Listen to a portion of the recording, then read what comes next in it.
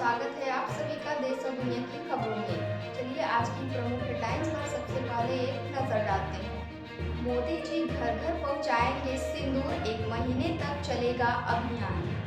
पहलगाम हमले के बाद बोले मुख्यमंत्री उमर अब्दुल्ला, टूरिज्म मेरी जिम्मेदारी। राष्ट्रपति ने दिए 68 हस्तियों को पद्म पुरस्कार। ओवैसी ने पाकिस्तानी आर्मी चीफ को जोकर कहा।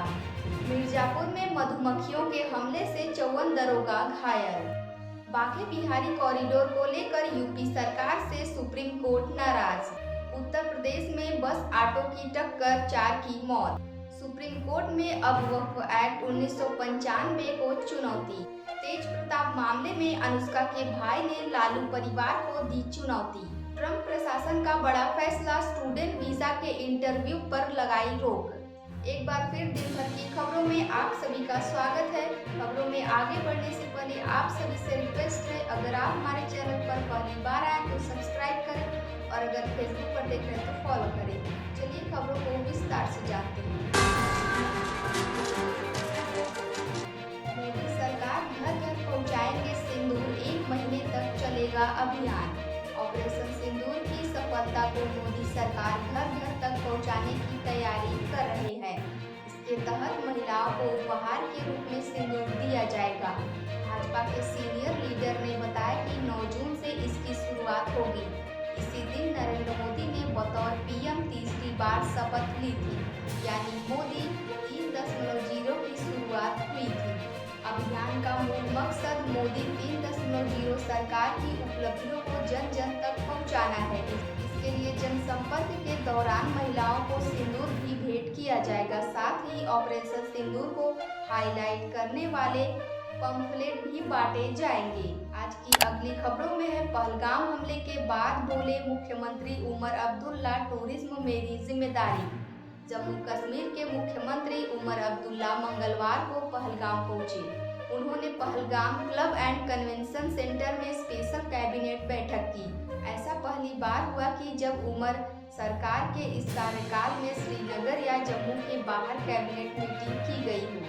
अब्दुल्ला ने कहा, जम्मू कश्मीर में एक अजीब व्यवस्था है, क्योंकि टूरिज्म मेरी जिम्मेदारी है, लेकिन सुरक्षा मेरी जिम्मेदारी है। टूरिज्म संघर्ष से अलग होना चाहिए, इसे सामान्य स्थिति का पैमाना नहीं बताना चाहिए।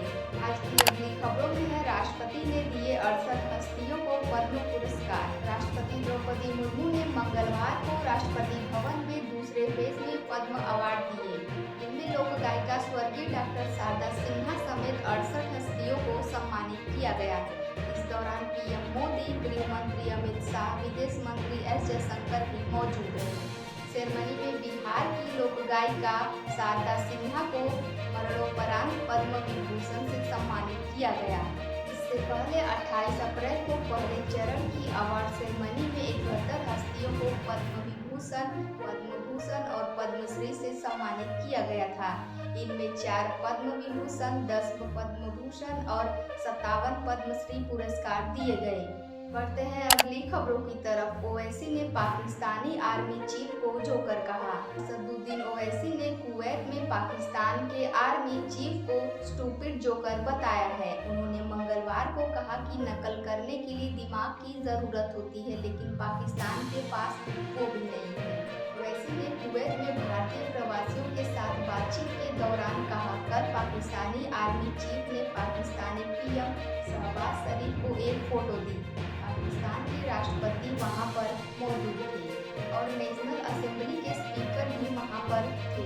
ये स्टूपिड जोकर भारत के साथ में प्रतिस्पर्धा करना चाहते हैं। उन्होंने 2019 की चीनी सेना की ड्रिल की एक फोटो दी थी, जिसमें दावा किया गया था कि यह भारत पर जीत है।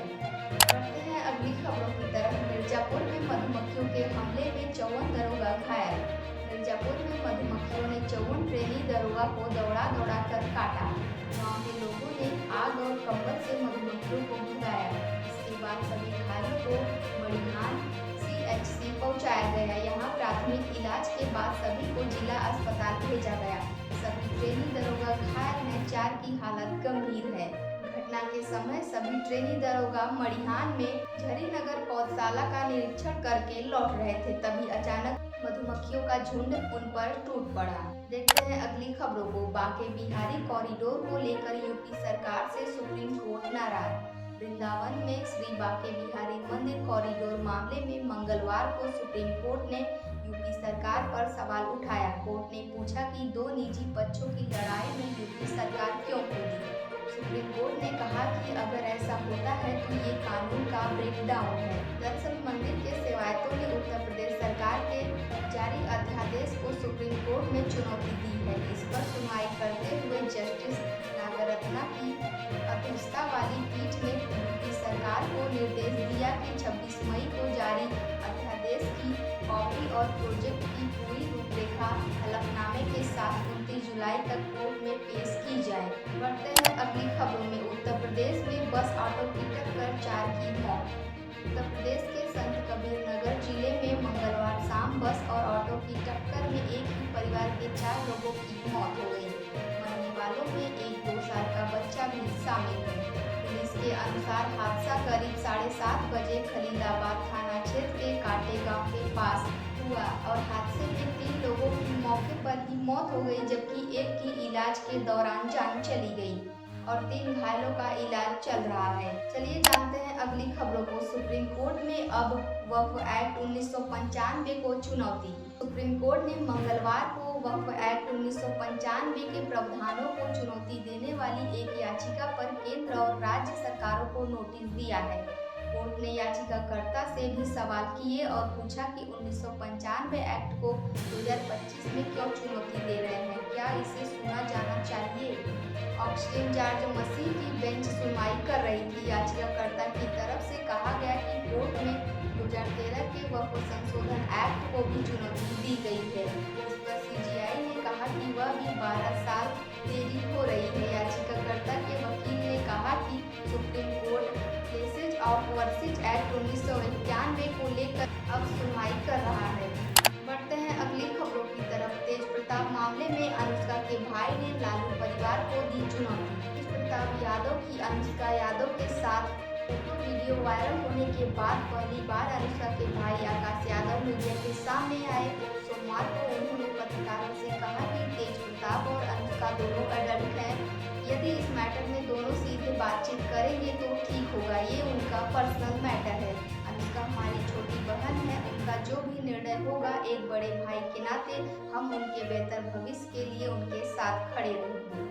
आज की अंतिम खबरों में है ट्रंप प्रशासन का बड़ा फैसला, स्टूडेंट वीजा के इंटरव्यू पर लगाई रोक। अमेरिकी सरकार ने विदेशी छात्रों के लिए नए वीजा इंटरव्यू पर रोक लगा दी है। विदेश मंत्री मार्को रूबियो ने मंगलवार को इसे लेकर एक आदेश जारी किया।